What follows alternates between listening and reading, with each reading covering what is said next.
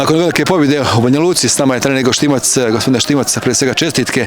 Velika pobjeda, drugi put ove sezone, pobjedili ste Borac, unatoč velikom emotivnom pražnjenju protiv Rapida danas, a zaista vrhunsko izdanje i veliko zalaganje prije svega svih igrača Zrinskog. Pa je, preponosan sam na igrače, šta reći, nakon ovakve polusezone u kojoj nismo imali predaha, u kojoj su pražnjenja bila enormna u svakoj utakmici, u kojoj smo u svakoj utakmici išli do krajnjih granica. Na kraju smo desetkovani ostali, ali vrijedilo je. Prema tome preponosan na svoje igrače, na ostvareno, na ovaj završni čin u kojem smo dvije najbitnije utakmice ostvarili ciljeve sve koje smo zacrtali u ovom prvom dijelu sezone i ostali živi na svim frontovima. A sad je 2 tjedna ispred nas da radimo na jačanju momčadi, da se dobro odmorimo, proslavimo blagdane uz one najmilije, najdraže i evo samo ovim putem svim našim navijačima, njihovim obiteljima, neka vam je blagoslovljen Božić, sretna nova godina, da puno ljubavi imate u kući, da vas prati sreća i da svi zajedno slavimo na proljeće ono što je pred nama.